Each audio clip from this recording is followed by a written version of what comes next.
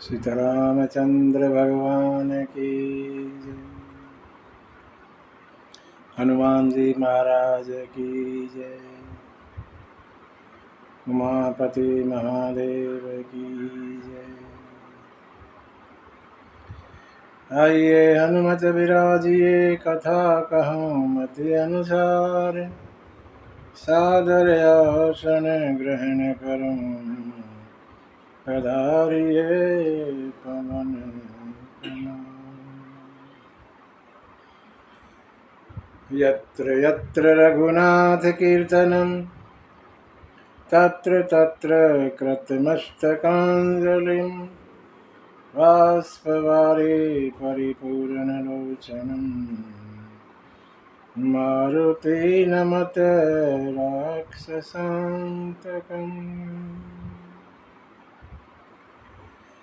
चरित रघुनाथस्य शतकोटिप्रविष्टरम्, एकैकम् अक्षरं पञ्चमहापातकनाशनम्।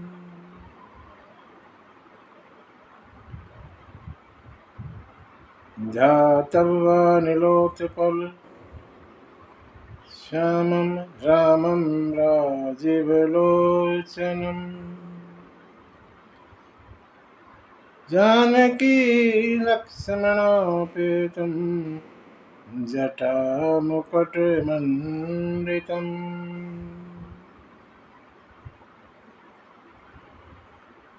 रामं रामानुजं सीतां भरतं भरतानुजम्।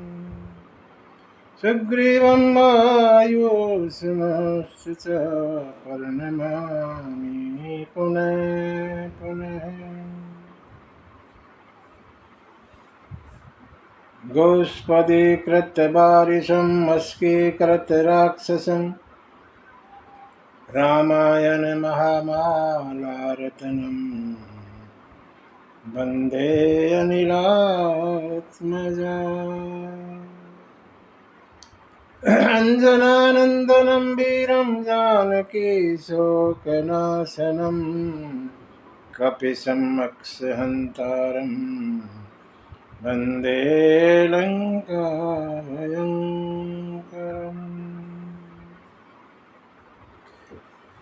आशुतोष शशाङ्क शेखर चन्द्रमौली चिदम्बरा, कोटि कोटि प्रणाम शंभो, कोटि नमन दिगंबरा।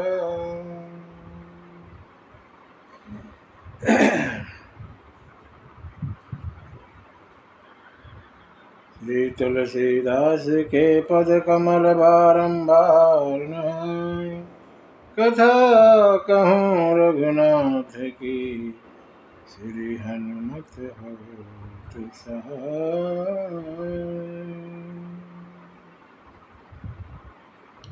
सीतारामचंद्र भगवान की जय। हनुमान जी महाराज की जय। गौरी शंकर भगवान की जय। गौ माता की जय। भारत माता की सत्य सनातन धर्म की जय। ओम नमः पार्वती पतये, हर हर महादेव।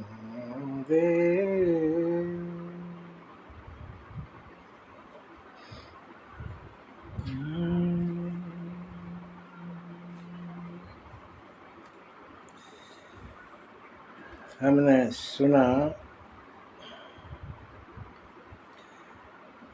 भगवान के अवतार के कारण, 3 कारण हमने सुने।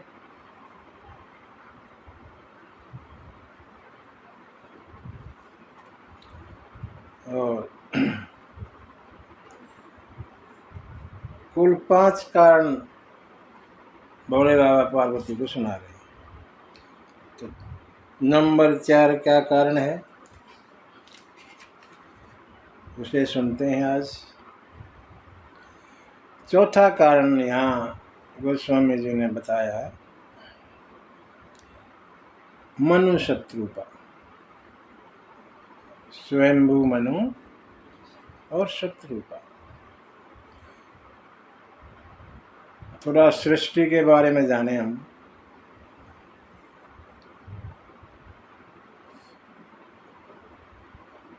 कहते हैं हर कल्प के बाद सृष्टि का लय हो जाता है। हर कल्प का समय होता है 4 अरब 32 करोड़ वर्ष का। 4 अरब 32 करोड़ वर्ष में प्रलय, ऐसा कहते प्रलय हो जाता है, दोबारा से सृष्टि शुरू होती है। यह ब्रह्मा का एक दिन है। 4 अरब 32 करोड़ हमारे जो साल हैं वो ब्रह्मा का एक दिन। ब्रह्मा की उम्र एक दिन हो जाती है। और ऐसे ऐसे 100 वर्ष ब्रह्मा की उम्र है। ब्रह्मा की भी उम्र है हमारे यहाँ। ब्रह्मा का भी 100 वर्ष, ऐसे ऐसे 100 कल्पों वाले 100 वर्ष हो जाएंगे तो ब्रह्मा भी अपने चले जाते, दूसरे ब्रह्मा आ जाते, ऐसा कहते हैं।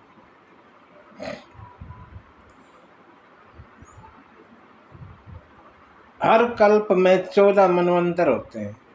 एक कल्प 4 अरब 32 करोड़ वर्ष का है, उसको 14 हिस्सों में बांट देते हैं।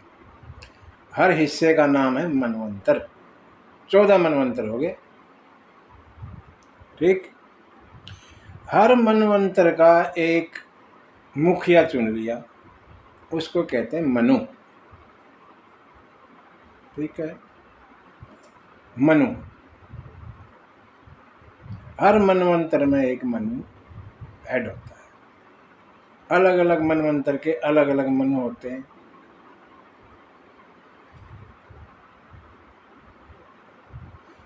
पहला जो मनवंतर था, कल्प जैसे शुरू हुआ, सृष्टि शुरू हुई, पहला मनवंतर स्वयंभू मनु, स्वयंभू मनु। फिर दूसरा, तीसरा, चौथा, पांचवा, छठा, अब 7वां चल रहा है। ये भी मनु है, लेकिन इनका नाम है वैवस्वत मनु। जिस मनवंतर में हम हैं, ये 7वां मनवंतर। इससे पहले 6 मनवंतर जा चुके,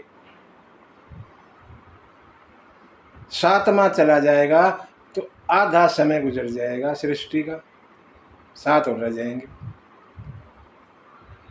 जितना गुजर चुके इतनी ही सृष्टि और रह जाएगी और फिर प्रलय होगी। पहला जो मनवंतर है वो है स्वयंभू मनु। शुरू में कहते हैं उसको करीबन हो गए 2 अरब साल, मोटे मोटे तौर पे लगाओ 2 अरब साल हो गए, आज की बात नहीं है। 2 अरब साल तब हमारा ये कल्प शुरू हुआ था, या ये कहीं सृष्टि शुरू हुई थी।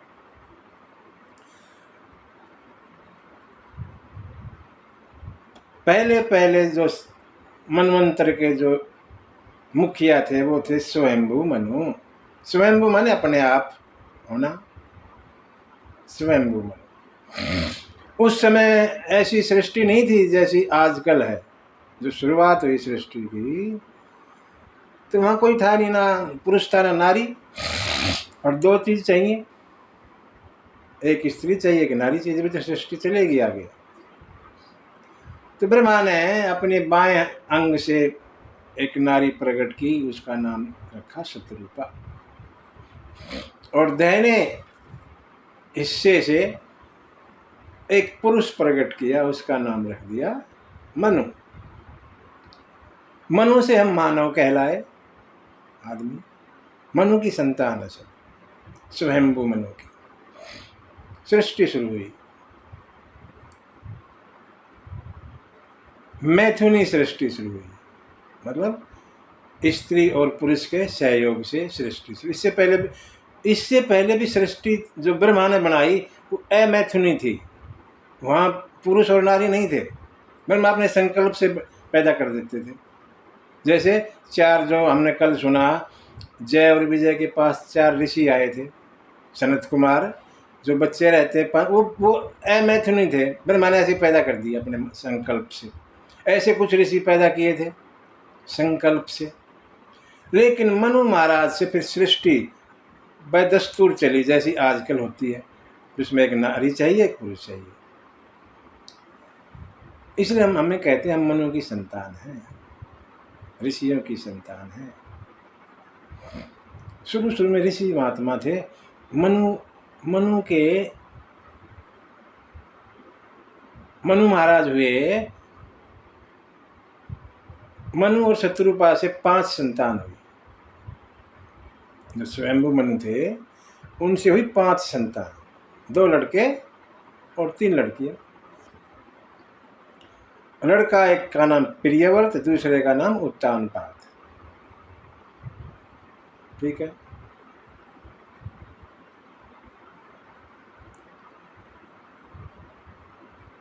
तीन पुत्रियां, देवहूति, परशुति और अकुति। 3 पुत्रियां, 5 संतान मनु और शत्रुपा को हुई।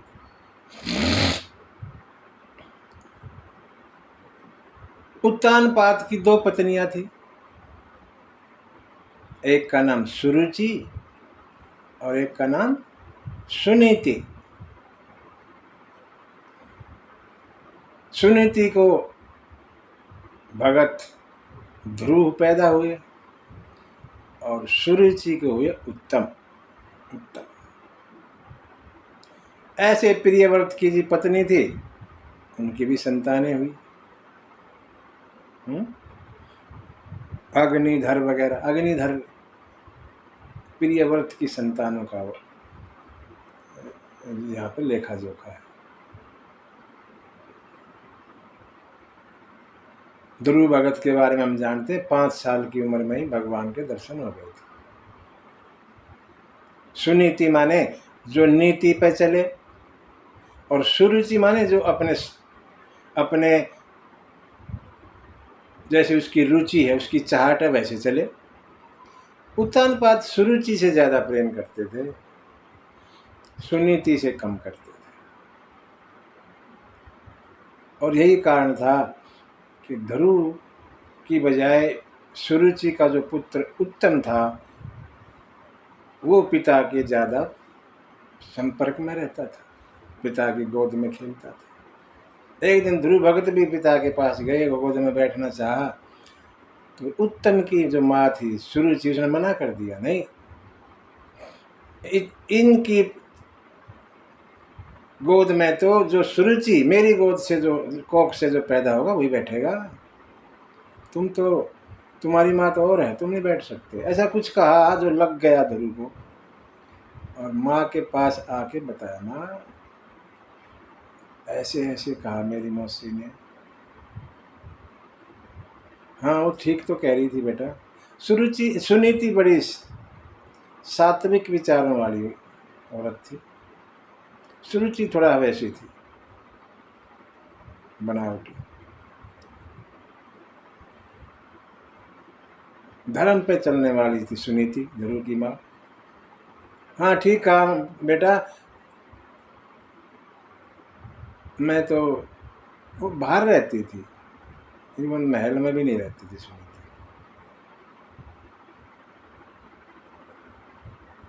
और कहते हैं माँ की आज्ञा लेकर ध्रुव भगवान के लिए, भगवान की खोज में जंगलों में चले गए, जहाँ नारद से मुलाकात हुई। नारद ने ज्ञान दिया, मंत्र दिया, और 5 साल की उम्र में ही भगवान को पा लिया। भगवान को आना पड़ा, ऐसा तप किया ध्रुव भगत ने। और फिर उसके बाद तो ध्रुव वापस आए, भगवान ने वरदान दिया, और हजारों साल शासन किया, राज किया ध्रुव भगत ने। बाद में उत्तम किसी युद्ध में मारा गया, और फिर बिल्कुल सब कुछ बदल गया। उत्तानपाद के जाने के बाद ध्रुव भगत ने हजारों हजारों साल राज किया। 3 पुत्रियां थी, उनमें एक देवहूति सबसे बड़ी, परशुति बीच की, अकुति और छोटी। देवहूति ब्याही इनको ब्याही करदम ऋषि को। करदम ऋषि बड़े पहुंचे हुए ऋषि। देवहूति बड़ी सुंदर थी और मनु महाराज ने सोचा मैं तो किसी योग्य वर को ब्याहूं अपनी पुत्री को। करदम मुनि के पास गए। करदम मुनि बड़े पहुंचे हुए संत मुनि थे। उनको विनती करी मनु महाराज ने कि मेरी पुत्री को आप अपनाएं पत्नी के रूप में। बड़े संयमी थे करदम ऋषि। मतलब मैं तो यहाँ रहता हूँ, मेरे कुछ नियम हैं, वो नियम कोई पालन करे तो मैं कर लूँगा, नहीं तो नहीं। मैं रहूँगा नहीं उम्र तक इनके साथ, कुछ समय तक रहूँगा, फिर मैं चला जाऊँगा। अगर ऐसा कुछ मानते हैं तो ठीक है। मनु कहने लगे कि आप जैसे आप कहें वैसे ही रहेगी, आप उनको अपनाओ। शादी हो गई। करदम ऋषि बैठे हैं ध्यान में और देवहूति पत्नी के रूप में सामने बैठी है। पता नहीं कितना समय बीत गया। ब्याही आई थी और बूढ़ी हो गई। ध्यान में बैठे हैं करदम जी, आंखें खोलते ही नहीं। जवान लड़की शादी करके आई और अपने पति के सामने बैठी है, बूढ़ी हो गई बैठी बैठी। बुढ़ापा आ गया और करदम ऋषि का ध्यान टूटा। देखा आप यहीं बैठी हो, बोल मैं कहाँ बैठूं।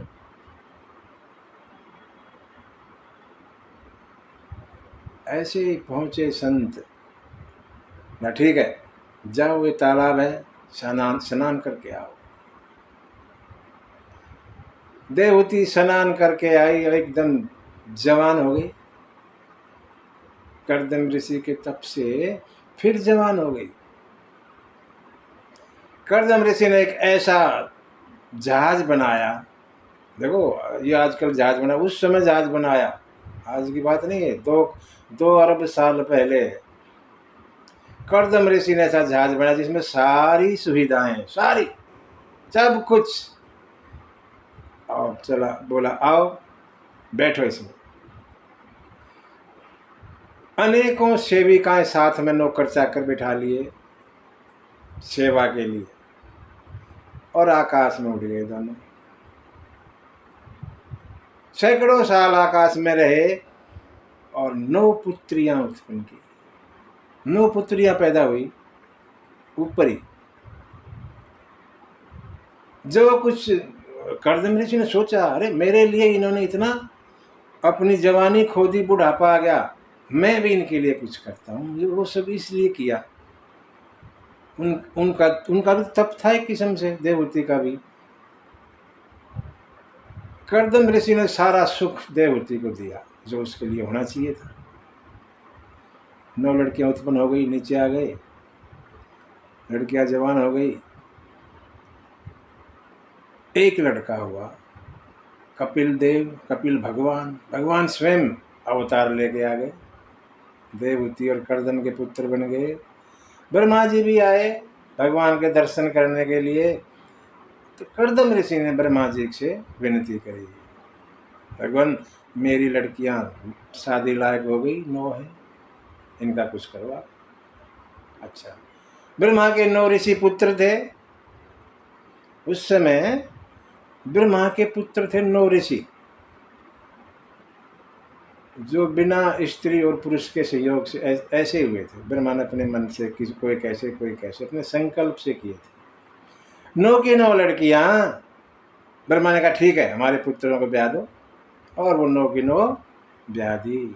उनमें 2-3 के नाम मैं बताऊं, बड़ी खास। देवहूति की एक पुत्री का नाम था अरुंधति, जो अत्रि ऋषि के ब्याही गई।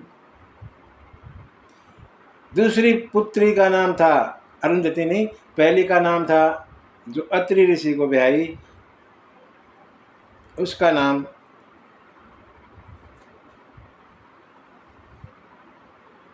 अत्रि ऋषि को जो ब्याही थी ना, उसका नाम था अनसुईया। अनसुईया, जो चित्रकूट के उसमें रहते थे, आश्रम जंगलों में। और दूसरी पुत्री थी अरुंधति, जो महाराज दशरथ के कुल के गुरु थे, वशिष्ठ मुनि की पत्नी, उसको ब्याही गई। ऐसे सातों और भी पहुंचे पहुंचे ऋषियों को ब्याही गई। नो की नो ब्याह दी, पुत्र उत्पन्न हो गया। असल में रिक्वेस्ट की थी, विनती की थी देवहूति ने। कर्दम ऋषि तो जाना चाहते थे, नो पुत्री होगी, तुम संभालो, मैं जा रहा हूँ। तो देवहूति बोली, महाराज इनकी शादी वादी भी तो करनी है, शादी करवा के चले जाना, और मैं अकेली रह जाऊंगी, कोई ऐसा सहारा भी मेरे लिए दे जाना। तब कपिल भगवान हुए थे, शादी भी कर दी, और देवहूति के लिए सहारे के लिए कपिल भगवान भी आ गए। और कर्दम ऋषि बोला, अब मैं जा रहा हूँ, चले गए, वन में चले गए तपस्या के लिए। यहाँ कपिल भगवान अपनी माँ देवहूति को साख्य योग का उपदेश देते हैं, और फिर देवहूति भी चली गई, भगवान अपने अलग चले गए। एक पुत्री का तो ऐसा जीवन रहा। दूसरी प्रसूति थी। प्रसूति ब्याही गई राजा दक्ष को, और उनसे 7 कन्याएं हुई, जिनमें सबसे छोटी थी सती, प्रसूति की पुत्री सती, जो महादेव से ब्याही गई। शंकर जी से जिसका विवाह हुआ, सती, वो प्रसूति की ही पुत्री थी, मनु महाराज की नाती हो गई।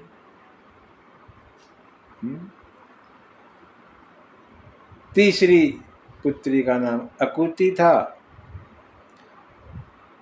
वो भी ब्याही गई।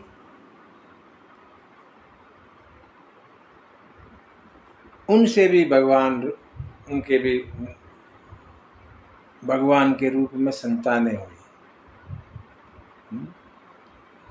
ऐसा दिव्य परिवार मनु महाराज का। काफी समय तक राज किया मनु महाराज ने, काफी समय राज किया। बुढ़ापा आ गया।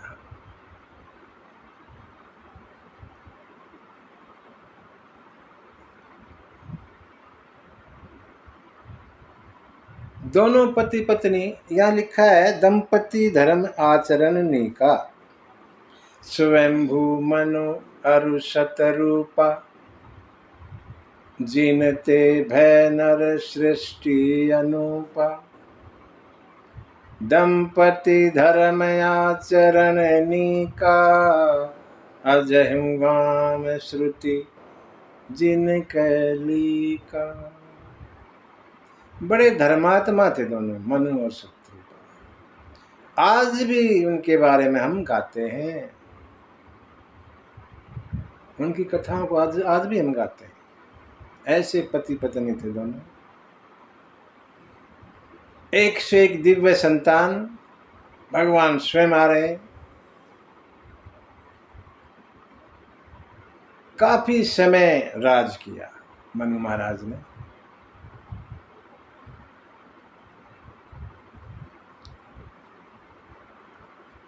कहने को तो ये भी आता है कि अयोध्या नगरी, जब मनु महाराज और शत्रुपा हुए तो ब्रह्मा जी से कहा, महाराज हम कहाँ रहे हैं, कोई ऐसी अच्छी सी जगह बताओ। तो कहते हैं वैकुंठ से अयोध्या नगरी को स्थापित किया। पहले पहले राजा अयोध्या के मनु महाराज, सूर्यवंशी हैं, सूर्यवंशी।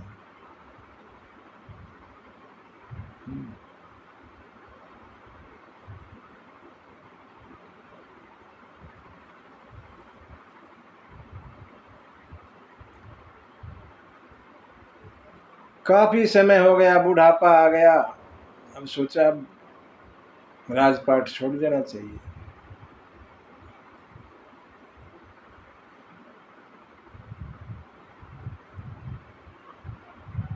होई न विषय विराग, विषय से विराग नहीं होता। विषय मैंने ये दुनियादारी, भोग विलास, इनसे पीछा नहीं छूट रहा मनु महाराज का। भवन बसत भा चौथपन, चौथापन आ गया। चौथा मैंने आखिरी। 4 हिस्सों में जीवन को बांटते हैं। ब्रह्मचर्य, गृहस्थ, संन्यास आश्रम होता है जैसे, आखिरी वाला, और ऐसे 4 हिस्सों में बांटते हैं। चौथापन आ गया, लास्ट वाला।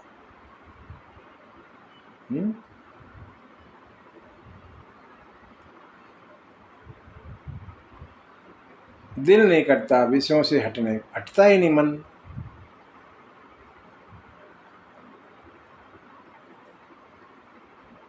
हृदय बहुत दुख लाग, जन्म गयऊं हरि भगति बिन।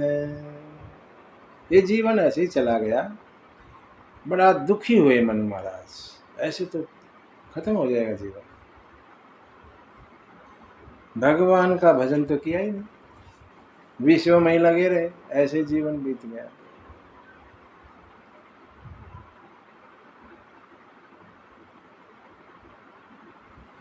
जबरदस्ती लिखा है यहाँ पे गोस्वामी, बरबस। बरबस माने जबरदस्ती।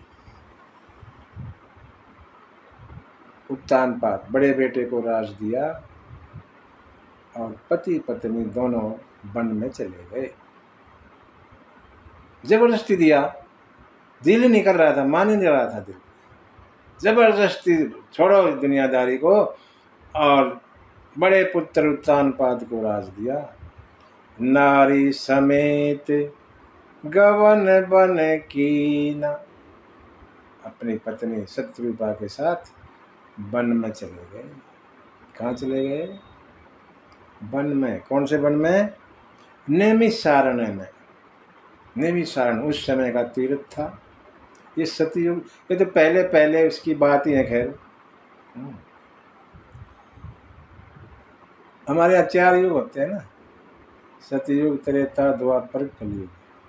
सतयुग की बात लगाओ, ये सतयुग की बात है।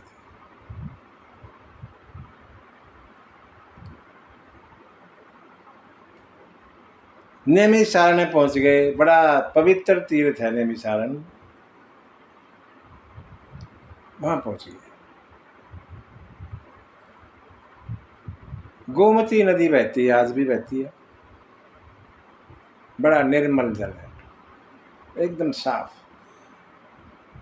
अगर उसमें नहाओगे ना, पूरा शरीर नजर आता है अंदर पानी में, पूरा शरीर दिखता है, इतनी साफ नदी नैमिषारण्य।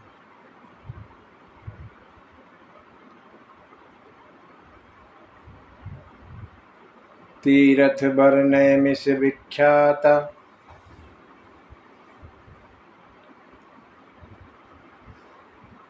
अति पुनित साधक सिद्धिदाता। पहुँचे जाई धेनुमति तीरा, हरसी नहाने निर्मल नीरा।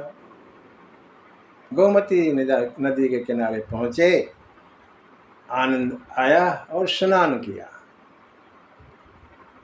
स्नान किया। नैमिषारण्य उस समय का बड़ा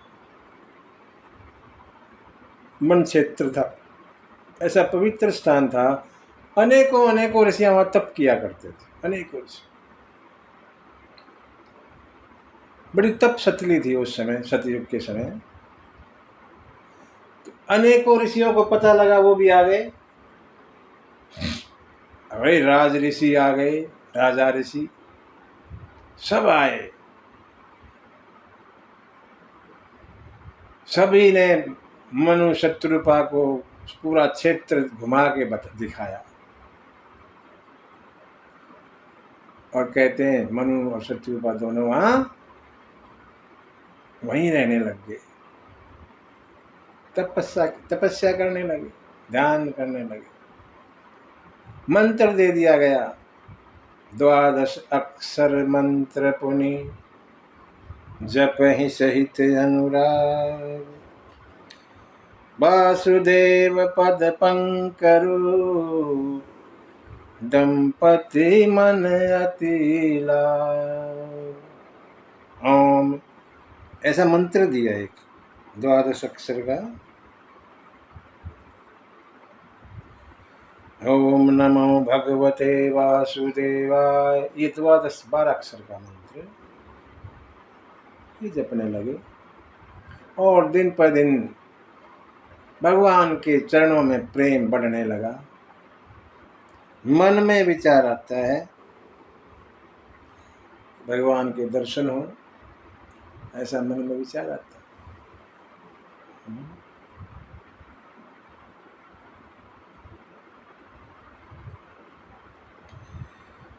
जो अनादि है, अखंड है, अजन्मा है, जिनका आदि ना कोई अंत कुछ नहीं, उनके दर्शन हो जाए, ऐसी मन में इच्छा। बड़ा तप करते हैं, कहते 6000 साल तक केवल जल पर रहे, 7000 साल वायु पर ही रहे, हवा के सहारे, और 10,000 साल ना वायु ना जल, कुछ नहीं, एक पैर पर दोनों खड़े रहे 10,000 साल तक। 23,000 साल तक दोनों मनु शत्रुपा ने तप किया। लिखा है भगवत स्वामी ने, ब्रह्मा विष्णु महेश तीनों ने तप देखा रे, और कई बार मनु महाराज के पास आए, तीनों अलग अलग, कभी ब्रह्मा आ रहे हैं, कभी विष्णु आ रहे हैं, कभी शंकर जी आ रहे हैं और कह रहे हैं मांगिए आप वरदान मांगिए। लेकिन मनु महाराज तो डिगते ही नहीं, कहे नहीं, मैं तो उनके दर्शन करना चाहता हूं, जो अनादि है, अखंड है, अजन्मा है, उनके दर्शन करने में, आपसे कुछ नहीं लेना।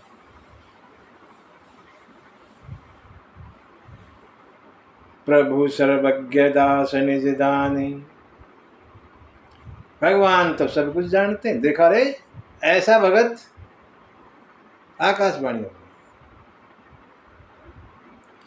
मांगू मांगू बर भय नभ वाणी, आकाशवाणी होगी, मांगिए मनु महाराज वरदान मांगिए, आकाशवाणी होगी। और जैसे ही आकाशवाणी हुई, वो आकाशवाणी कानों के जरिए हृदय में आ गई। वो कहते हैं मनु शत्रुपा से बिल्कुल सूख गए थे, काटा हो गए थे, एकदम नए ताजा हो गए, जैसे अभी घर से आए हैं। जैसे बस आकाशवाणी अंदर गई कानों के जरिए, हृदय में समाई, तंदुरुस्त हो गए, स्वस्थ हो गए जैसे पहले थे। ऐसा अवसर आकाशवाणी का हुआ। मनु महाराज कहने लगा, हम आपके दर्शन करना चाहते हैं। भगवान का लेने में आया तो था, ब्रह्मा के रूप में मैं आया, विष्णु के रूप में मैं आया, शंकर के रूप में मैं आया तो था। नहीं, वो रूप नहीं चाहिए, तो कौन सा रूप चाहिए? अब बताया, इससे पहले बताया नहीं कौन सा रूप चाहिए। भगवान कह रहे कौन सा रूप देखना चाहते हो तुम मेरा? मनु शत्रुपा। मनु महाराज कहते हैं, बड़ी अच्छी चौपाई गोस्वामी लिखते हैं यहाँ, जो स्वरूप बस शिव मन माही, जो स्वरूप भगवान शंकर के यहाँ हृदय में रहता है, जेहि कारण मुनि जतन कराही, और जिसके लिए संत मुनि यतन करते रहते हैं सालों सालों तक, जो भुसुंडी मन मानस हंसा, जो रूप काग भुसुंडी के मान सरोवर रूपी मन का हंस है, सगुण अगुण जेहि निगम प्रशंसा। देखहि हम स्वरूप भरि लोचन, कृपा करहु परन तारती मोचन। वही रूप देखना चाहते हैं, आप कृपा करें, वही रूप दिखाएं। भगवान ने ऐसी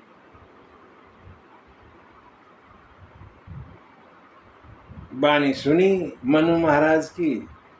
भगवान तो भगत वत्सल हैं, भगत के लिए कुछ भी कर सकते हैं, और प्रकट हो गए सामने।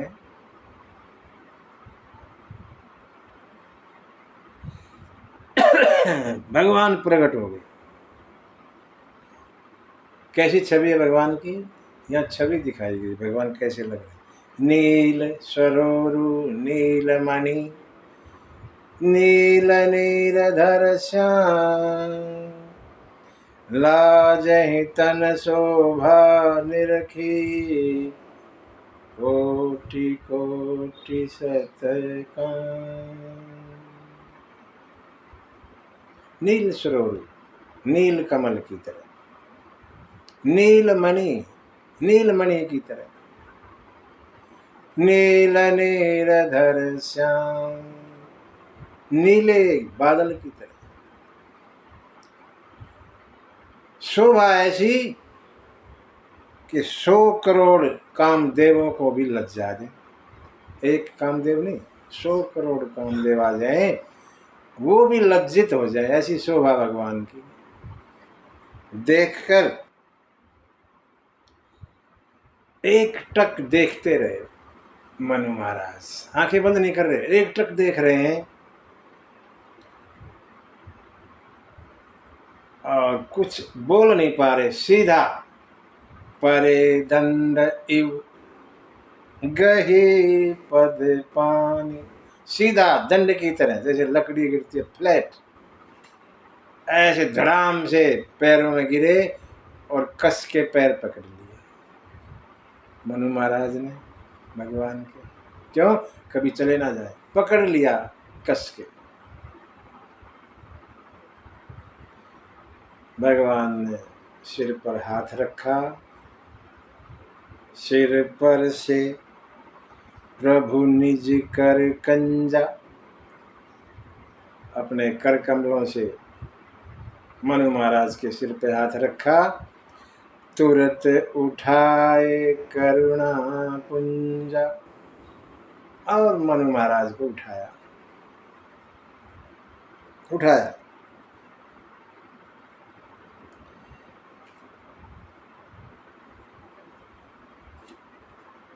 भगवान कहने लगे, मांगो, मैं बड़ा खुश हूं तुम पर, कुछ भी मांगो, कुछ मांगो।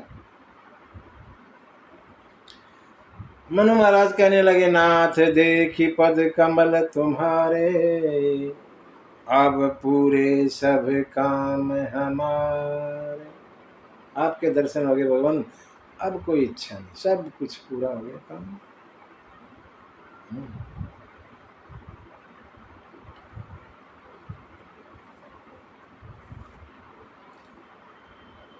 भगवान ने कहा, नहीं फिर भी मांगो कुछ तो, संकोच मत करो, मांगो। ऐसा कुछ नहीं है जो मैं तुम्हें नहीं दे सकता, कुछ भी मांगो।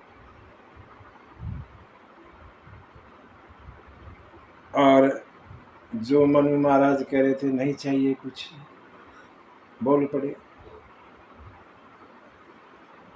दानी शिरोमणि कृपा निधि, नाथ कहूं सतभाव।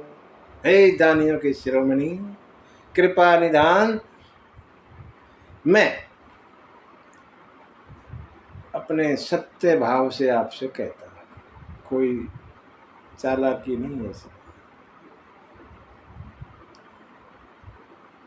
चाहूं तुम ही समान सुत, प्रभु सन कवन दुरा। आपसे क्या छिपा है भगवान, आप जानते हैं मुझे क्या चाहिए। मेरे मुंह से सुनना चाहते हैं तो सुनो, आप जैसा पुत्र चाहिए। जो मनु महाराज कह रहे थे कुछ नहीं चाहिए, मांगा तो भगवान को ही मांग लिया। और यही सही है। पहली बात तो भगवान से कुछ मांगो मत, ठीक, क्योंकि भगवान को पता है कब हमें क्या चाहिए, वो वैसे उसी समय दे देते हैं। मांगने की जरूरत नहीं। मुझे कब क्या और कितना चाहिए उनको पता है, देते रहते हैं। तो मांगने की जरूरत कहाँ पड़ती है फिर। अगर मांगना है तो भगवान को ही मांगो। संसार की चीजें तो भगवान ऐसे मिलेंगे हमने अपने कर्मों के हिसाब से, जो भी हमारे प्रारब्ध में है वो हमें मिलेगा। कुछ मांगने की क्या जरूरत रह गई। फिर भी अगर मांगने की इतनी आदत है तो भगवान को ही मांग लो, दुनियादारी क्या मांग रहे हो। मनु महाराज कहने लगे आप जैसा पुत्र चाहिए। मनु महाराज का वंश हमने पीछे सुना, कैसा दिव्य वंश है, कैसे पुत्र हैं, कैसे पुत्रियां हैं, कैसे नाती हैं, पोते हैं, और फिर भी लालसा कह रहे हैं कि पुत्र आप जैसा चाहिए। अब भी पुत्र से मन नहीं भर रहा, आप जैसा पुत्र चाहिए। जैसे ही भगवान ने सुना, भगवान बोले ठीक है, एवं अस्तु, ऐसा ही होगा, मेरे जैसा ही मिलेगा। लेकिन भगवान तुरंत सोच में पड़े, रहे मेरे जैसा तो कोई है ही नहीं, मेरे जैसा तो कोई है ही नहीं दूसरा, मेरे जैसा कहाँ से लाऊं। और फिर बोला सुनो मनु महाराज, थोड़ा सा चेंज कर देते हैं इसको। आपन सरिस खोजू कह जाई, अपने जैसा मैं कहाँ से खोज के लाऊं। इसीलिए नृप तव तनय होब में आई, मैं ही आ जाता हूँ। फिर कहाँ घूमूंगा, ढूंढता फिरूंगा, मिलेगा भी नहीं, मैं ही आ जाता हूँ आपका पुत्र होके। लेकिन एक शर्त है मेरी, मैं जब आऊंगा जब आप जो है ना अयोध्या के राजा हो गए दशरथ रूप में, और ये आपकी पत्नी शत्रुपा कौशल्या होगी, तब आऊंगा, इससे पहले नहीं। ये शर्त है। मनु महाराज के साथ साथ ही शत्रुपा भी हाथ जोड़े खड़ी थी, और भगवान बोले आप भी देवी कुछ मांगिए, इन्होंने तो मुझे मांग लिया। भगवान कहना चाहते हैं इन्होंने मुझे मांग लिया, तुम मेरी पत्नी को मांग लो, सीता को। मांगो कुछ भी। शत्रुपा ने बड़ा अच्छा कहा कि भगवान जो मेरे पति चतुर्पति ने मांगा वो मुझे अच्छा लगा, वही ठीक। शत्रु देखो, पति का आधा हिस्सा पत्नी के पास अपने आप चला जाता है, ठीक है। जो पति के जो पुण्य हैं आधे पत्नी को चले जाते हैं, तो आधा तो वैसे मिल जाएगा उसको। भगवान बोले नहीं फिर भी मांगो, और फिर मांगने लगी। कहते जो आपके भगत है ना, अपने भगत जिनको जो सुख मिलता है, जो उनकी गति होती है, वही सोई सुख सोई गति सोई भगति, सोई निज चरण स्नेहु, सोई विवेक सोई रहनी प्रभु, हम ही कृपा करी देहु। जो आप अपने भक्तों को सुख देते हैं, गति देते हैं, वही सुख वही गति वही भक्ति वही आपके चरणों में प्रेम, वही विवेक वही रहना सहना हमें दे दो। सब कुछ मांग दो। भगवान कहते हैं तो मैंने दे दिया पहले ही। और सुनो, यहाँ भगवान ने शत्रुपा को भी से माँ कह दिया। हाँ, लिखा गोस्वामी जी ने, मातु विवेक अलौकिक तोरे, कबहु न मिटहि अनुग्रह मोरे। मेरी कृपा से हे माँ, तुम्हारा विवेक मिटेगा नहीं, तुम्हारा ज्ञान मिटेगा नहीं। जो तुम्हें, जब तुम कौशल्या रूप में आओगी, तुम्हें ये इस जन्म का सब कुछ याद होगा, तुम्हारा ज्ञान खत्म नहीं होगा। ये मेरा आशीर्वाद है।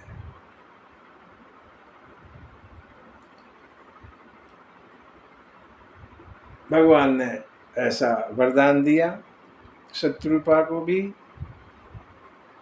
अब मनु महाराज को लालच आ गया, अरे ये तो ज्यादा ले गई, मेरे वाला आधा तो इनके पास वैसे ही चला गया और ये फालतू ले गई इतना सारा। और मनु महाराज हाथ जोड़ के फिर खड़े हो गए सामने और बोले, भगवान एक विनती और है। क्या विनती है? सुत विषयक तव पद रति हो, मोई बड़ मूड कहब किन को, पानी बिनु मनि जिमि जल बिनु मीना, मम जीवन तिमि तुम ही अधीन। जैसे पहले तो कह रहे हैं, मेरा आप में प्रेम पुत्र की तरह हो, भगवान का नहीं चक्कर है यहाँ। जैसे पिता और पुत्र का प्रेम, ऐसा ही मेरे में मेरा आपका प्रेम होगा। कोई मुझे पागल कहता रहे, मूर्ख कहे। जैसे मणि के बगैर सर्प ना रह सके, जल के बगैर मछली ना रह सके, ऐसे मैं भी आपके बगैर ना रह पाऊं। और भगवान ने कहा ठीक है, ऐसा ही होगा।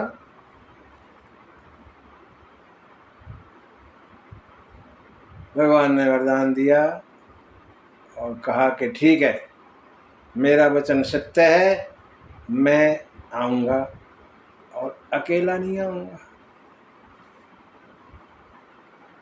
अपनी माया शक्ति के साथ आऊंगा। माया शक्ति के साथ आऊंगा।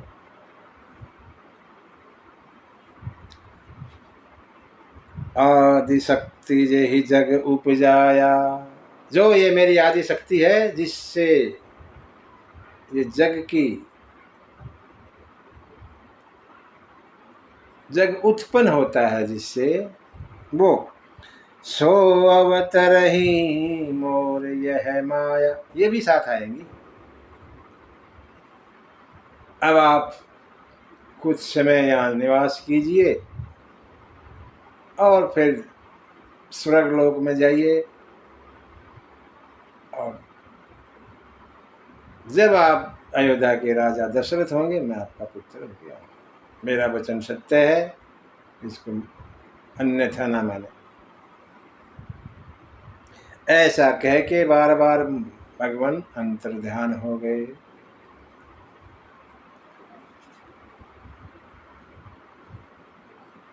एक जो है कारण ये था,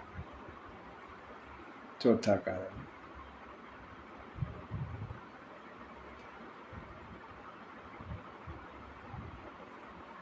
जो गोस्वामी जी ने जो राम कथा लिखी वो इसी की है, मनु शत्रुपा रूप की। भगवान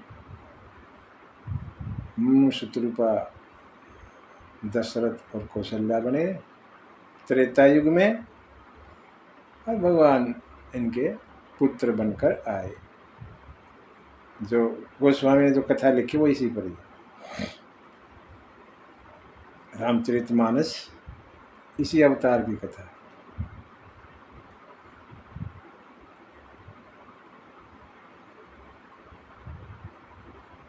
पांचवा कारण रावण जन्म का है। पांचवा कारण रावण जन्म। क्यों? राक्षस पहले आएगा तभी तो भगवान आएंगे। पहले भगवान आ जाएंगे तो राक्षस की हिम्मत नहीं आ जाएगी। अगर पहले भगवान आ गए तो राक्षस अपने आप ही नहीं आएंगे, लेकिन राक्षस को पहले आना पड़ेगा तब भगवान बाद में आएंगे। तो राम जन्म से पहले रावण जन्म की कथा गोस्वामी जी लिखते हैं। 5वां कारण, याज्ञवल्क्य कहते हैं, हे मुनि भारद्वाज सुनिए, मैं आपको एक बड़ी पवित्र कथा सुनाता हूं। एक देश था कैकेयी, बड़ा प्रसिद्ध देश कैकेयी देश। सत्यकेतु वहां राजा थे। सत्यकेतु नाम के राजा वहां राज करते थे। उनके 2 पुत्र थे। एक बड़े का नाम प्रताप भानु और छोटे का नाम अरिमर्दन। बड़े प्रतापी बलवान राजा पुत्र दोनों। राजा बड़ा धर्मात्मा।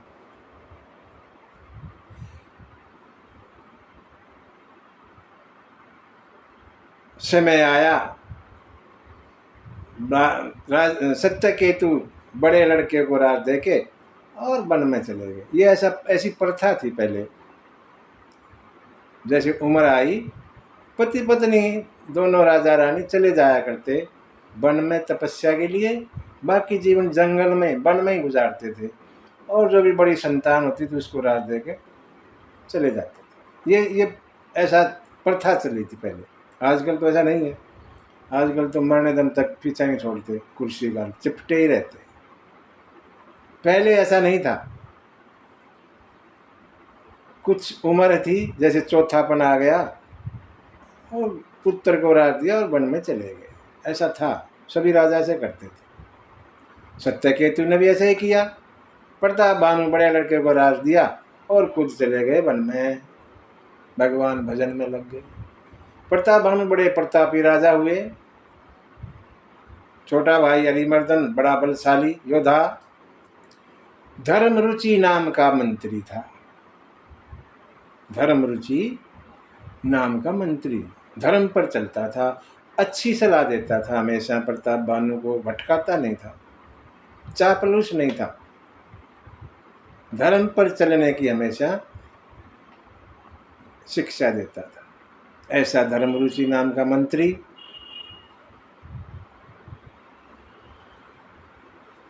प्रताप भानु के मन में आया, विश्व विजय के लिए निकल पड़ा। अच्छी सेना थी, खूब सुदृढ़ सेना, सारा इंतजाम अपनी सेना को लेके और चल पड़ा विजय के लिए।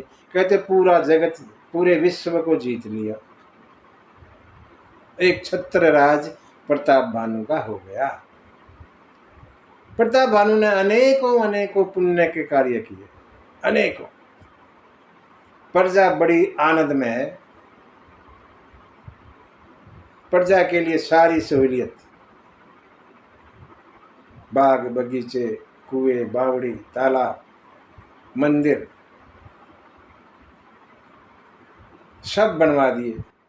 सुंदर सड़कें, आवागमन के साधन, संतों के लिए भी अलग से सब इंतजाम, आश्रम, संत मुनियों की, गुरुजी की, ब्राह्मणों की बड़ी सेवा करता था प्रताप भानु। पूरी प्रजा खुश, मन में कोई इच्छा नहीं। जो कुछ काम करे भगवान को समर्पित कर दे, मन में कोई इच्छा अपनी रही नहीं। पूर्ण काम, पूरी प्रजा खुशी सुख से रह रही। एक बार हुआ क्या, प्रताप भानु ने अपना थोड़ी सेना तैयार की, घोड़े पर बैठा, अपना सामान लिया और शिकार के लिए वन में चल पड़ा। पूरा दिन शिकार किया, शाम को वापस चले, वापस नगर की तरफ। ऐसा हुआ कि एक सूअर दिखाई दे गया। राजा ने सोची इसका भी शिकार करते हैं, चलते चलते। आ गया तो रास्ते में, कोई बात नहीं। और सुअर के पीछे घोड़ा लगा दिया।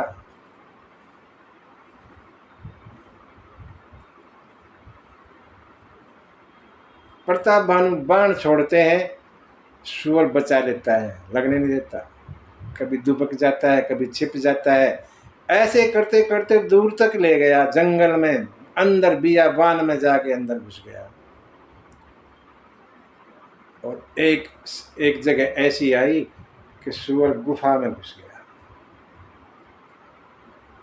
गुफा ऐसी थी कि अंदर जा नहीं सकता घोड़ा। ये सुअर मायावी था, माया से बना सुअर था, वास्तव में सुअर नहीं था, मायावी सुअर था। प्रताप भानु चिंता में, बियाबान जंगल, नहीं पता किधर जाना है किधर आना है, कुछ नहीं पता। सुबह से शाम हो गई, थक गया, प्यास लग गई, कहीं पानी भी नहीं है, रास्ता भटक गया, नहीं पता लग रहा किधर जाना है, और चल पड़ा ऐसे ही। चलते चलते एक दूर आश्रम दिखाई दिया, प्रणाम किया। वहां एक मुनि बैठे थे, प्रणाम किया।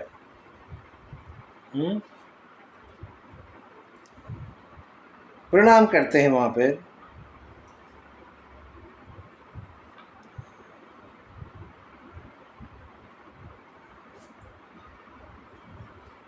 वो जो मुनि था वो कोई राजा था जिसको प्रताप भानु ने हरा दिया था, उसका राज छीन लिया था। वो यहाँ आके मुनि वेश में बैठा था। उस मुनि ने प्रताप भानु को पहचान लिया, अरे ये तो वही राजा है जिसने तेरा राज छीन लिया। लेकिन क्योंकि मुनि वेश में था, प्रताप भानु उस राजा को पहचान नहीं पाया, उसको मुनि ही समझा। प्रणाम किया मुनि को और कहा, महाराज पानी कहीं मिलेगा? बोले हाँ, ये तालाब है, वहां जाओ, स्नान करो, पानी पियो, घोड़े को भी पिलाओ। प्रताप भानु ने जाके तालाब में पानी पिया, स्नान किया, घोड़े को भी पानी पिलाया और वापस आ गया आश्रम में। अब यहाँ आपस में बात करते हैं। वो मुनि राजा है वैसे तो, लेकिन मुनि बना है। मुनि कहने लगा, वो कपटी मुनि कहो उसको, को तुम कसबन फिरहूं अकेले, सुंदर जुआ जीव पर हेले, चक्रवर्ती के लक्षण तोरे, देखत दया लागी अति मोरे। कौन हो तुम? क्यों वन में अकेले फिर रहे हो? सुंदर जवान, तुम्हें अपने जीवन की परवाह नहीं है क्या? ऐसे घूम रहे जंगल बियाबान में, देखने में तो लगता है जैसे चक्रवर्ती राजा हो, रूप तो ऐसा है, हाव भाव ऐसा है जैसे कोई चक्रवर्ती महाराज हैं। मुझे आप पर बड़ी दया आ रही है, कौन हो बताओ। अब राजा प्रताप भानु ने यहाँ थोड़ी सी झूठ बोली और कहने लगा, सुनो मुनि जी, नाम प्रताप भानु अवनीशा, तासु सचिव में सुनहु मुनीसा, फिरत अहेरे परऊ भुलाई, बड़े भाग देखे हूँ पद आई। एक प्रताप भानु नाम के राजा हैं, मैं उनका मंत्री हूँ।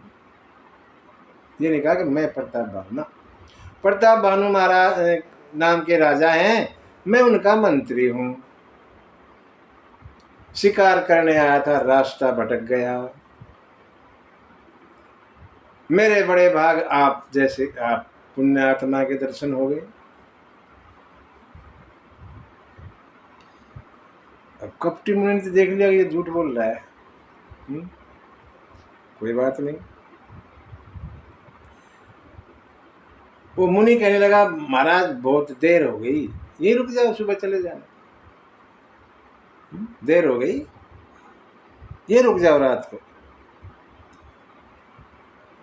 प्रताप भानु रुकना नहीं चाह रहे थे, लेकिन होनी ऐसी है कि रुकना पड़ा। जो होनी वो होती है ना।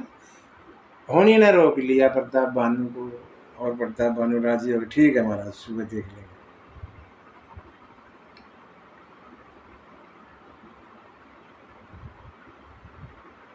प्रताप भानु मुनि से पूछने लगे महाराज अपने बारे में बताइए कुछ।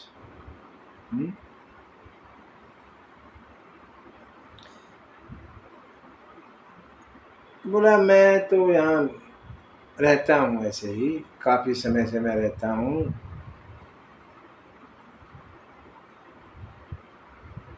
काफी समय मुझे हो गया, मैं कहीं किसी के यहाँ जाता जाता नहीं, इसलिए मुझे कोई जानता नहीं।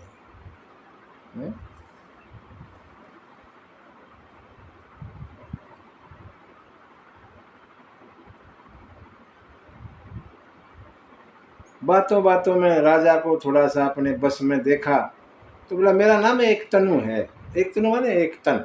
मैं जब से सृष्टि उपजाई है, ब्रह्मा ने सृष्टि रची है, तब से इसी शरीर में हूँ, इसलिए एक तन नाम है मेरा।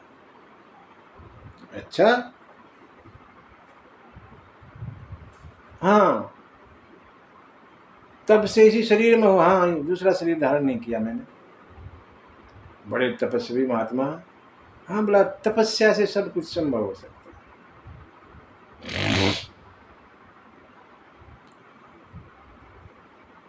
उस कपटी मुनि की बातें सुन सुन के महाराज प्रताप भानु उनके बस में हो गई, और बोला इनको फिर असली अपना नाम बता देता हूँ।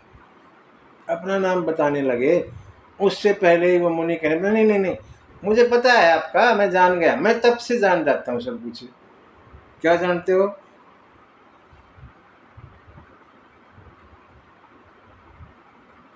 आप तो सत्यकेतु के पुत्र हैं, प्रताप भानु आपका नाम है, महाराज है आप। जानता हूँ मैं। आपने अच्छा किया, राजा को हर जगह नाम नहीं बताना चाहिए अपना। आपने नाम बताया, बड़ा अच्छा किया। राजा हर जगह अपना नाम बताया, ये कौन सी बात हुई? नहीं बताया, अच्छा किया। बड़े सज्जन हैं आप, कुछ मांगो। राजा पहले प्रताप भानु पहले कहला आपके दर्शन हो गए बहुत, लेकिन बार बार कहा तो महाराज कहने लगे तो सुनो मुनि जी, ऐसा ऐसा ऐसा वरदान दे। लालच में आ गए, कोई कमी नहीं थी प्रताप भानु के यहाँ, लेकिन लालच देखो कैसा होता है। कहने लगे तो महाराज मुझे दे दो जरा मरण दुख रहित तन, समर जीत नहीं कोई, समर जीत जन को, एक छत्र रिपुहीन मही, राज कल्प सत हो। 7 वरदान मांग लिए, एक नहीं 7। क्या क्या?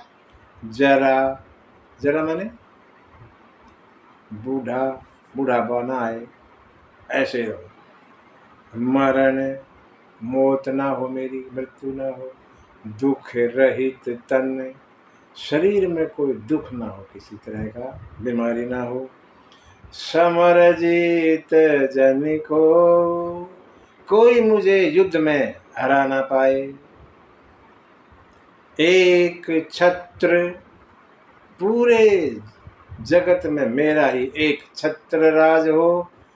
रिपुहीन, कोई मेरा दुश्मन ना हो। और 7 कल्प तक राज करूं। एक कल्प के बारे में बताया ना हमने, 4 अरब 32 करोड़ का एक कल्प, प्रलय हो जाती है। ऐसे ऐसे 7 कल्प में राज करूं, ये वरदान थे। कितनी कितनी लालच है। वो कपटी मुनि कहने लगा, हाँ ऐसा ही होगा, लेकिन लेकिन एक दिक्कत है, जो ब्राह्मण है ना वो किसी के बस में नहीं होते। अगर तुम ब्राह्मणों को अपने बस में कर लेते हो तो फिर तो ब्रह्मा विष्णु महेश भी आपका कुछ नहीं कर सकते, और ये सारे वरदान आपके पूरे हो जाए।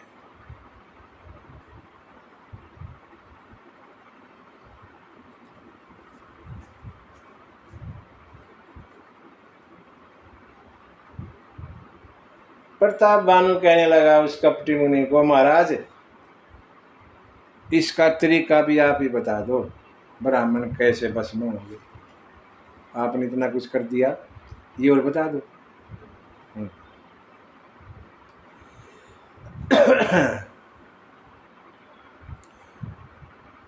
मुनि कहने लगा, मुझे इसकी युक्ति पता तो है, लेकिन दिक्कत है ना एक, मैं कहीं जाता नहीं और मेरे जाए बगैर ये काम हो नहीं।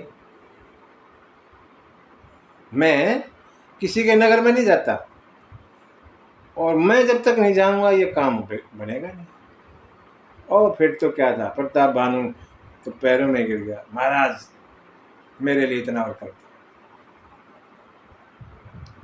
पूरा बस में कर लिया प्रताप बानु को। और मुनि कहने लगा, तो सुनो महाराज, ब्राह्मणों को बस में करने का एक ही तरीका, क्या? ब्राह्मणों को अपने घर में भोजन का निमंत्रण दो रोजाना 1 साल तक। 1 साल तक रोजाना 1 लाख ब्राह्मण रोज जिमाओ, और भोजन मैं बनाया करूंगा। मेरे हाथ का बनाया भोजन आप परोसेंगे, 1 लाख ब्राह्मण रोजाना और पूरे 1 साल तक। जो भी ब्राह्मण आपके घर में भोजन करेगा, उस ब्राह्मण के घर में कोई और ब्राह्मण भी भोजन कर लेगा तो वो भी सब आपके बस में हो जाएंगे। ऐसे करके 1 साल में पूरे जगत के ब्राह्मण आपके बस में, फिर आपका कोई कुछ नहीं बिगाड़ सकता।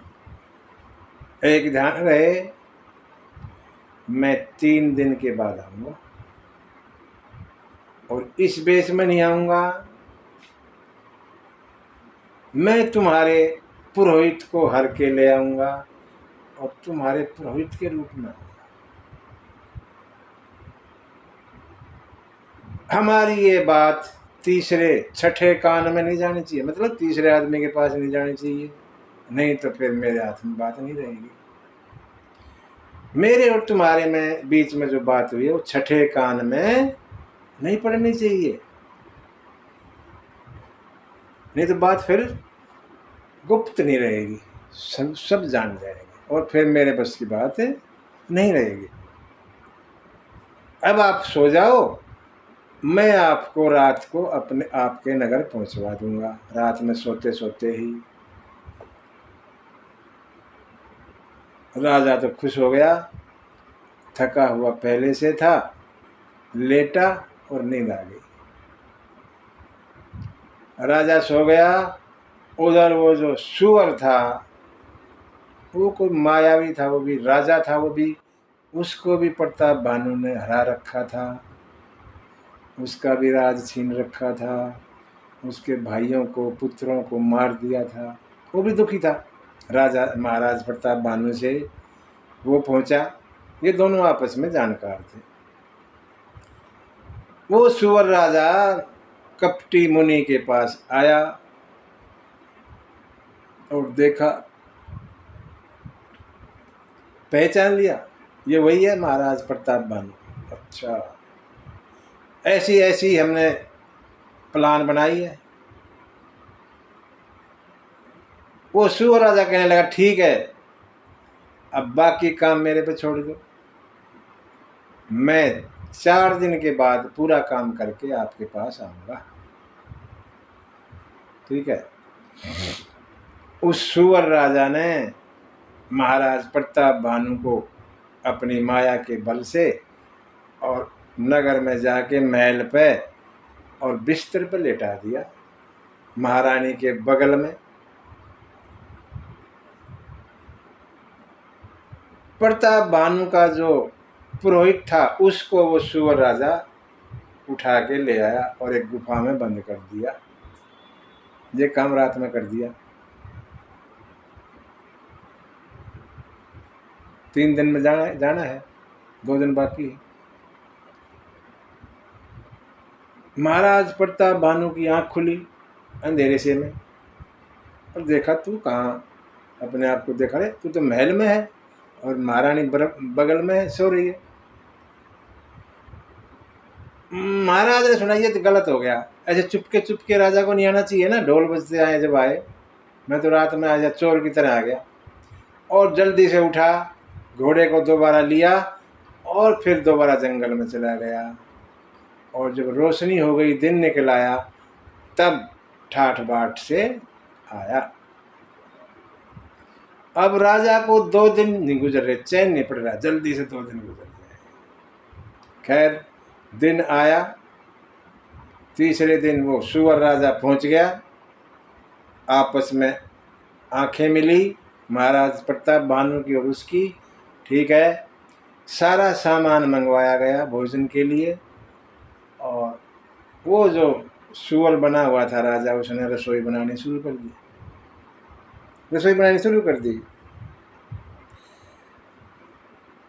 बड़ी सुंदर रसोई बनाई, लेकिन उसके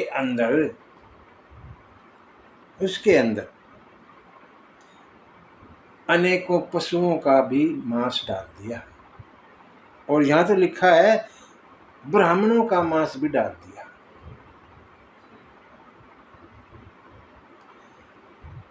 और कहा कि महाराज रसोई तैयार है, ब्राह्मणों को बुला लीजिए। प्रताप भानु ने जो भी उस दिन के लिए ब्राह्मण का निमंत्रण था सबको बुलाया, बिठाया, सबको प्रणाम किया, बैठे। और जैसे ही परोसने लगे महाराज प्रताप भानु, आकाशवाणी हो गई। आकाशवाणी हुई क्या? विप्र वृंद उठी उठी ग्रह जाऊ। हे ब्राह्मणों, सब उठ के अपने घर चले जाओ। क्यों? है बड़ी हानि अन्न जनि खाओ। अगर आपने ये खा लिया भोजन तो बड़ी हानि हो जाएगी, मत खाओ। क्यों? भयउ रसोई भूसुर मासु। ब्राह्मणों के मांस से ये रसोई बनी हुई है, इसलिए इसे मत खाना, सब अपने अपने घर चले जाओ। सभी ब्राह्मण एकदम उठे, अरे ऐसा कपट हमारे साथ धोखा! आओ देखा ना ताव, ब्राह्मणों ने श्राप दे दिया। पूछने की जरूरत ही नहीं समझी, ऐसे विश्वास कर लिया बात पे। जाए निशाचर हो नृप। हे महाराज, राक्षस हो जाओ पूरे परिवार समेत। प्रताप भानु को राक्षस होने का परिवार समेत श्राप दे दिया ब्राह्मणों ने।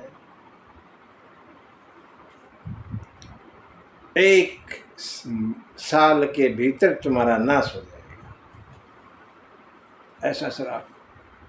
कोई तुम्हारे परिवार में जल देने लायक नहीं बचेगा, ऐसा कठोर श्राप दे दिया।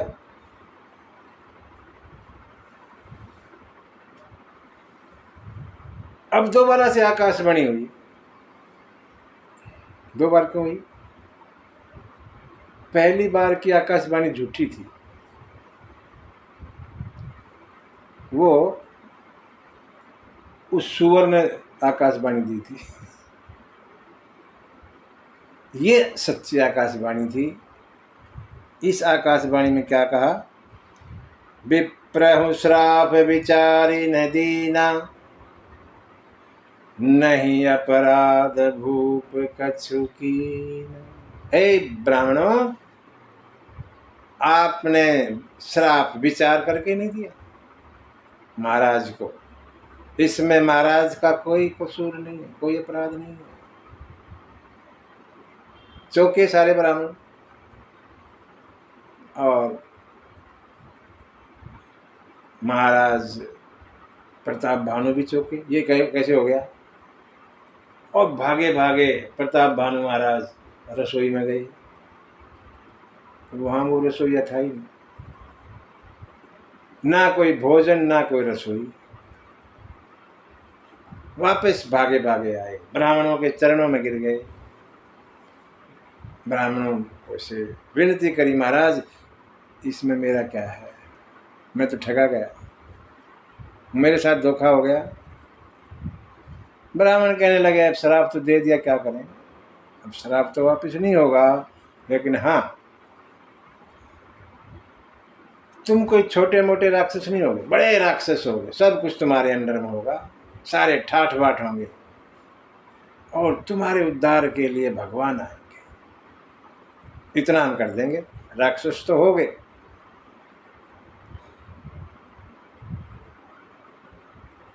ब्राह्मण चले गए। वो सुअर राजा अपना काम करके उस कपटी मुनि के पास पहुंचा और सारी बात बताई, ऐसे ऐसे हो गया।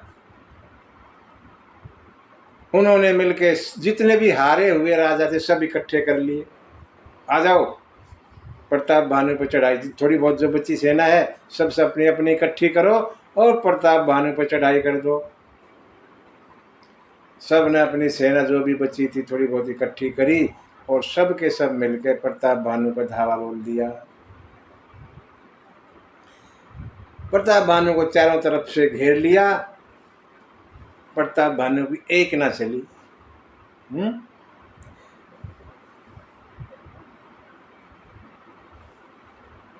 कोई नहीं बचा, सत्य केतु के कुल में कोई बचा नहीं। ब्राह्मणों का शराब जूठा नहीं जाता।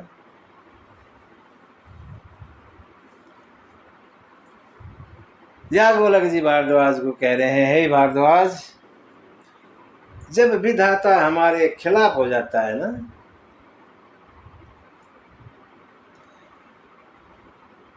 उसके लिए तो धूली भी पर्वत के समान हो जाती है।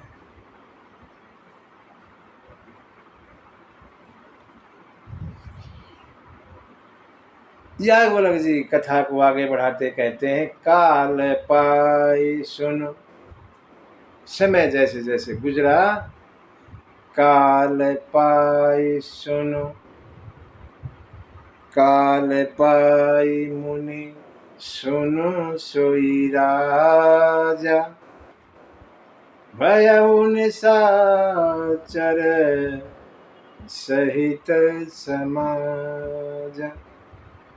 जैसे जैसे समय गुजरा, समय आया, वही प्रताप भानु राजा पूरे परिवार समेत राक्षस कुल में हुआ। कौन क्या बना? 10 सिर ताहि 20 भुज दंडा, रावण नाम वीर बरी बंड। प्रताप भानु स्वयं रावण बना, 10 सिर और 20 भुजाएं, बड़ा वीर रावण जिसका नाम हुआ। छोटा भाई अरिमर्दन कुंभकर्ण बना, और जो धर्म रुचि मंत्री था, धर्म पर चलने वाला, वो भगवान का भगत विभीषण बना। ऐसे सब बने, परिवार के और सदस्य भी पूरे राक्षस बन गए। सब सभी दुष्ट हैं, निर्दयी हैं, अत्याचार करते हैं, ऐसा स्वभाव है।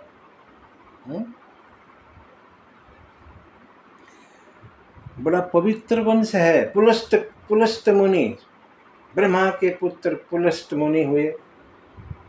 पुलस्त के पुत्र हुए विश्रवा, ब्राह्मण कुल है ये। रावण का कुल ब्राह्मण कुल है, लेकिन स्वभाव राक्षस का, रावण का। ऐसे पवित्र कुल में होते हुए भी राक्षस जैसा स्वभाव हो गया, श्राप के कारण। जन्म बड़ा पवित्र कुल। पुलस्त मुनि है, पुलस्त मुनि के विश्रवा और विश्रवा के रावण, ब्रह्मा के परपोते रावण है। क्योंकि श्राप था, स्वभाव ऐसा असुरी स्वभाव हो गया। तीनों भाइयों ने बड़ा तप किया और ब्रह्मा ने आके वरदान दिया।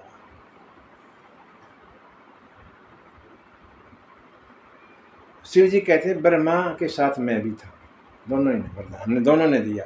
क्या क्या वरदान दिया? सबसे तीनों भाई बैठे हैं, पहले रावण को पूछा मांगिए वर, ब्रह्मा ने। और रावण कहने लगा हम काम के मरे ही न मारे, हम किसी से मरे ही ना। ब्रह्मा बोले ऐसा नहीं होता, जो जन्मता है यहाँ, ये तो मृतलोक है, यहाँ तो मरना पड़ता है, कुछ और मांगो, चेंज करो, इसको बदलो। अच्छा ठीक है, बानर मनुज जाति दुई बारे, बानर को और मनुष्य को छोड़कर हम किसी से ना मरे, क्योंकि दोनों से तो मरेंगे ही नहीं, बाकी किसी से ना मरे ऐसा वरदान मिल जाएगा। और ये तो हमें मार ही नहीं सकते, इसलिए अमर ही हो जाएंगे किस्म से, ऐसा सोच के वरदान बोला। ठीक है ऐसा ही हो। कुंभकर्ण को देखा ब्रह्मा, रे ये तो ऐसे जागता रहा तो सारी सृष्टि का अन्न खत्म कर देगा, इतना खाता है ये। सरस्वती को कहा कि इसकी जीभ को पलट दो। 6 महीने जागने की बजाय 6 महीने सोना मांग लिया, उल्टा हो गया।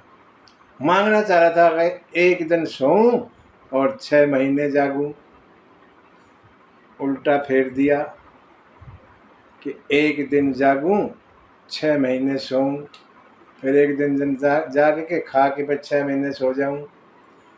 ऐसा ही हो। ब्रह्मा ने और शिव जी कह रहे हमने वरदान दिया। तीसरा जो भाई था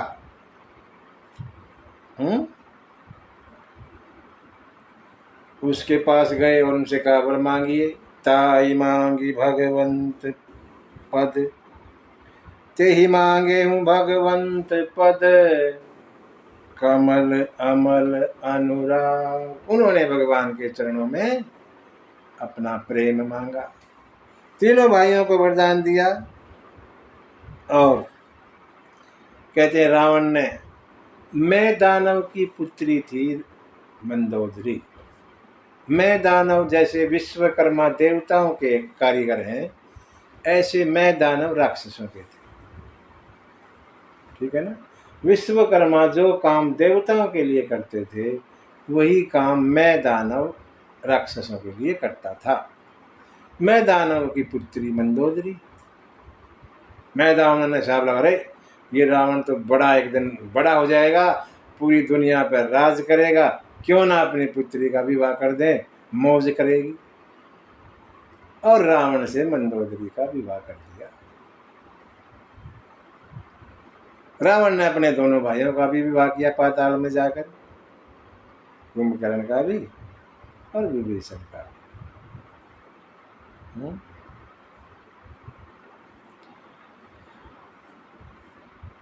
एक बार क्या हुआ, तीनों को वरदान मिल गया, सब अपने घर आ गए, मैदान ने अपनी ब्याह दी। हुआ क्या, कहीं से खबर लगी कैसे ऐसे लंका नगरी है, उस पर धावा बोल दिया। उस समय कुबेर यक्ष है, कुबेर माने यक्ष, यक्ष था कुबेर, असुर नहीं था, यक्ष था, उनका राज था वहां। रावण को खबर लगी, वहां चढ़ाई कर दी और यक्ष डरते हुए भाग गए और रावण ने कब्जा कर लिया लंका पे। और बड़ी सुंदर नगरी देखी तो वहीं अपनी राजधानी बना ली, वहीं रहने लग गया, सबको वहीं पे निवास दे दिया, जो जैसा था उसके हिसाब से।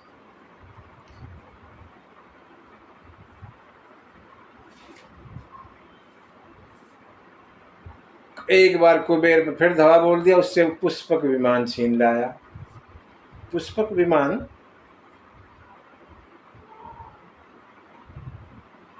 कुबेर के पास था, ऐसा विमान था कि कितने आदमी बैठ जाओ एक सीट खाली रहती, ऐसा विमान था। कहते भारद्वाज जी ने बनाया था, दे दिया था रघु को अयोध्या में। रघु ने सोची तू क्या करेगा, उन्होंने कुबेर को दे दिया और कुबेर से रावण ने छीन लिया जबरदस्त।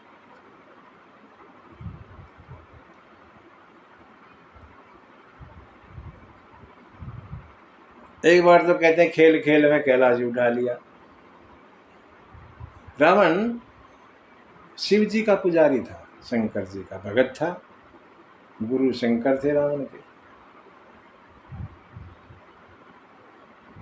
रोजाना पूजा करने जाता था कैलाश पे, लंका से, लंका वहाँ समुद्र में, और यहाँ इधर आके कैलाश पहाड़ पे हिमालय में, वहाँ से रोजाना आता था पूजा करने। एक दिन खेल खेल में ना कैलाश को उठा लिया, कैलाश हिला और पार्वती ने कहा महाराज ये हिल क्यों रहा है हमारा कैलाश, क्या हो गया? बोला चिंता मत करो, चेला आया होगा। शंकर जी को पता था ये रावण कर रहा है भाई करतूत, चेला आया होगा, चिंता क्यों कर रही हो? चेला? बोला हाँ। कौन चेला? बोला वो आता तो है रोज पूजा करने। पार्वती कहने लगी सुनो महाराज, आज के बाद ये चेला नहीं आना चाहिए, ऐसे चेले वेले हमें नहीं चाहिए। आप ना करीब अपने पूजा करवाने तो वहीं जाए करवाया करो लंका में। उसके बाद से रावण नहीं गया कैलाश, महादेव खुद लंका जाया करते अपनी पूजा करवाने, और ब्रह्मा जी मंत्र पढ़ने आते थे। मंत्र पढ़ने पड़ते हैं ना पूजा में, ब्रह्मा जी आते थे मंत्र पढ़ने रावण के लिए। रावण पूजा करेगा शिव जी की और ब्रह्मा जी बराबर में बैठ के मंत्र पढ़ेंगे, ऐसे ठाठ बाट रावण के।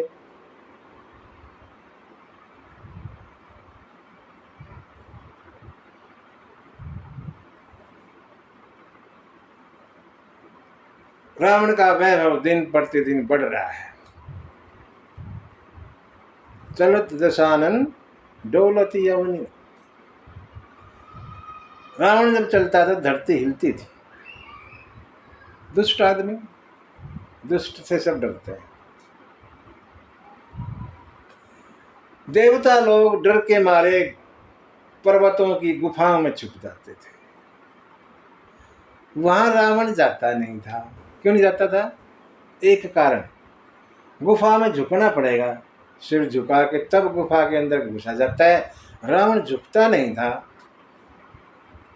रावण कभी झुकता नहीं था, अपना अपमान समझता था झुकना, और गुफा में तो झुक के अंदर जाया जाएगा, इसलिए वहां सुरक्षित रहते थे देवता। यहाँ तो आएगा ही नहीं, मारेगा नहीं। देवता डर के मारे गुफाओं में जाके छुप जाते थे, ऐसा हाल था।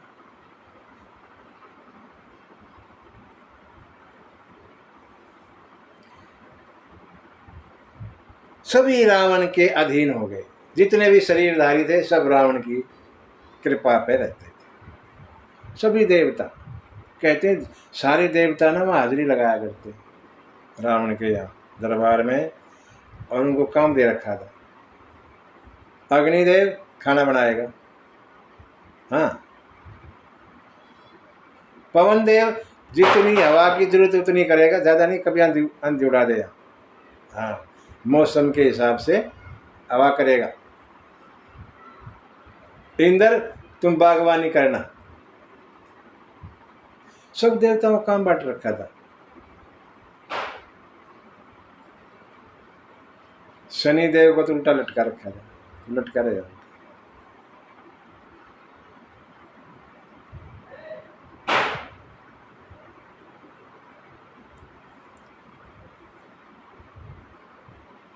देवताओं की, गंधर्वों की, यक्षों की,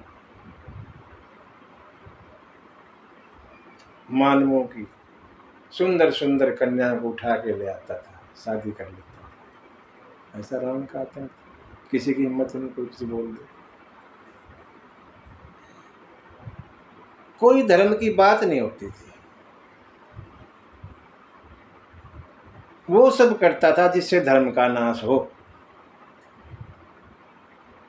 जहाँ जहाँ जिस जिस देश में जिस जिस नगर गांव में गाय और ब्राह्मण होते थे वहां उस गांव को ही आग लगवा देता था।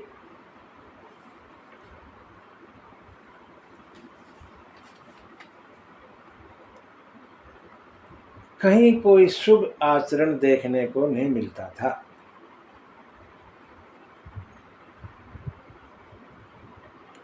सपने में भी वेद पुराण सुनने को नहीं मिलते थे। क्यों? जहां भी देखा वहीं पहुंच जाते थे और नष्ट कर देते थे। जप जोग विरागा तप मख भागा, श्रवण सुनई नहीं काना, श्रवण सुनई दस सीसा, आपने उठ धावही रह न पावही, धरि सब खागा नहीं खीसा, अस भ्रष्ट अचारा भाषण सारा, धर्म सुनी नहीं काना, तेहि बहुविधि त्रासहि देश निकासहि, जो कह वेद पुराण। ऐसा आतंक था, जहां भी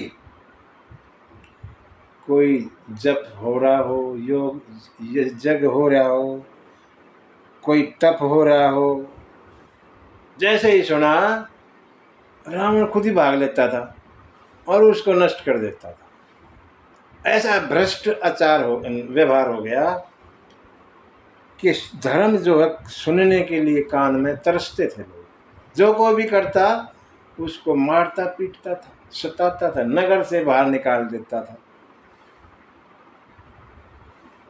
अगर कोई करे भी चुपचाप के तो सभी जगह छोड़ रखे थे अपने गुप्तचर, पता लग जाता था और उसको नष्ट कर देता था, होने नहीं देता।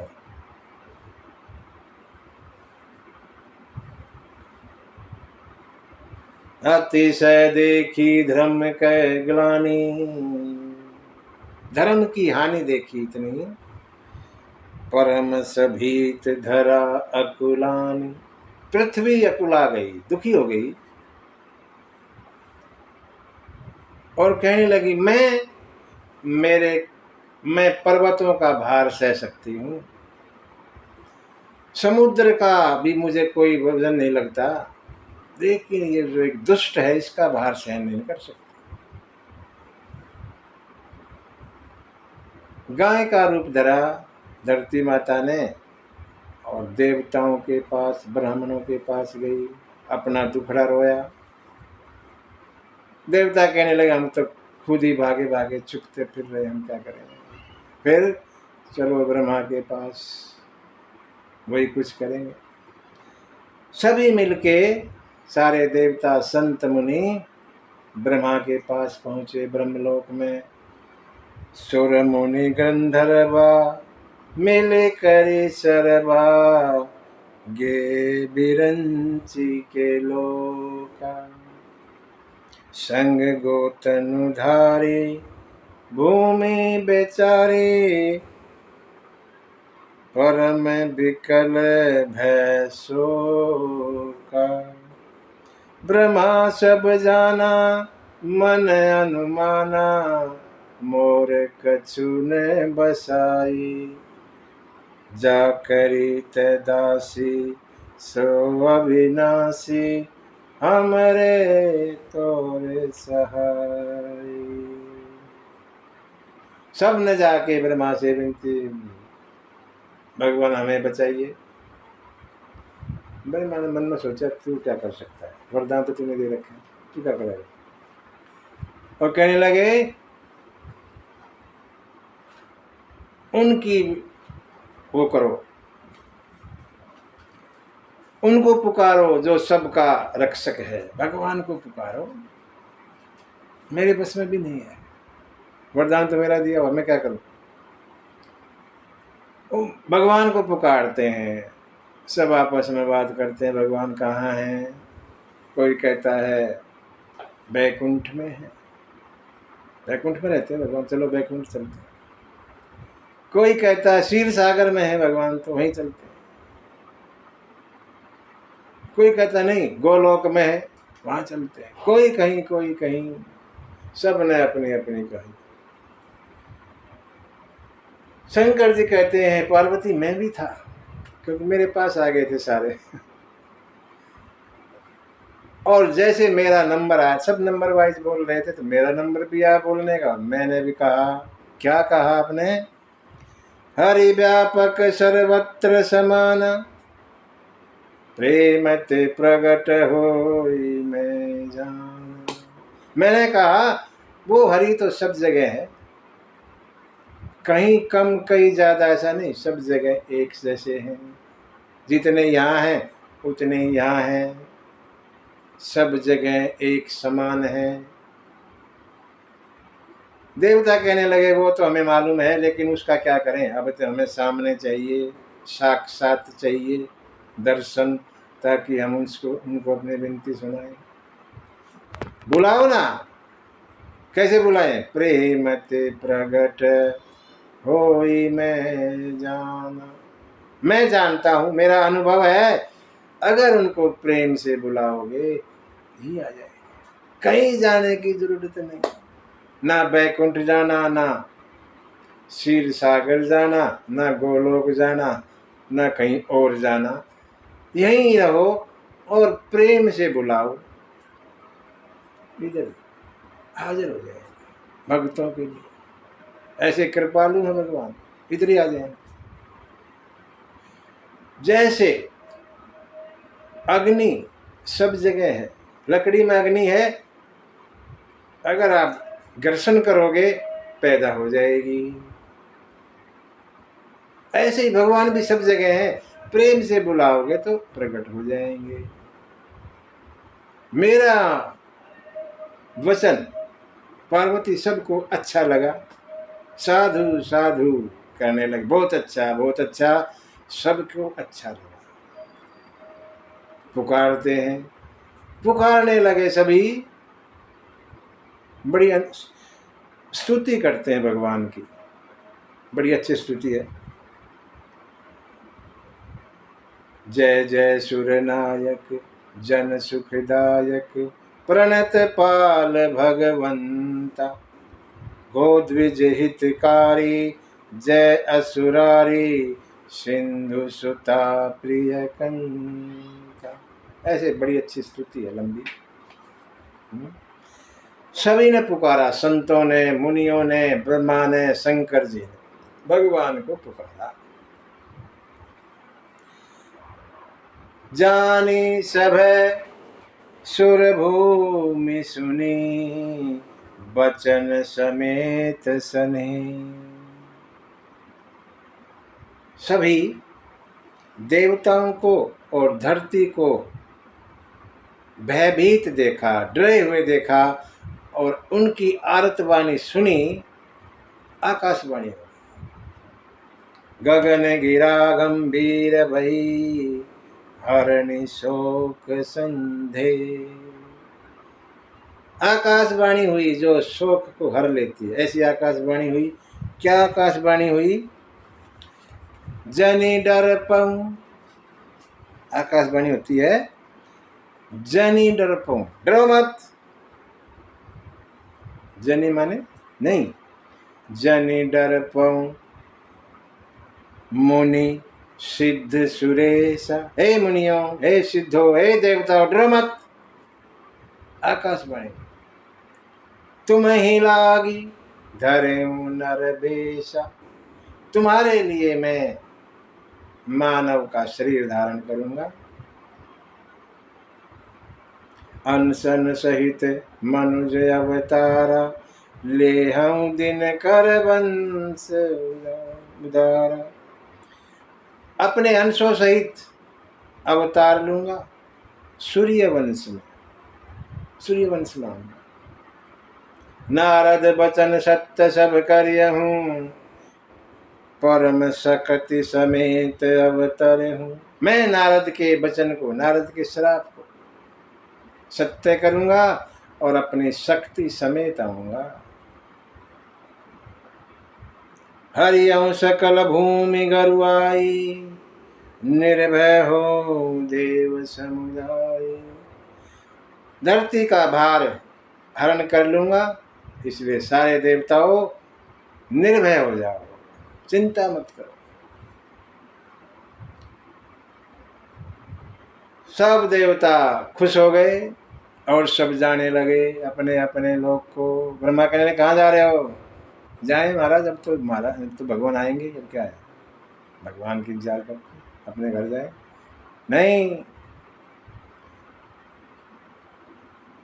भगवान नर रूप में धरती पर आ रहे हैं, तुम वानर रूप में जाओ, इंतजार करो वहां भगवान के आने का, धरती पर अपने अपने लोक में। नहीं, भगवान का स्वागत नहीं करोगे? धरती में बानर रूप में जाइए, जितने भी देवता सब बानर, जो बानर है ना वो सारे देवता हैं, कोई कैसा देवता कोई कोई देवता, और सभी धरती पर आगे वहां किष्किंधा के पास रहने लगे, जंगलों में।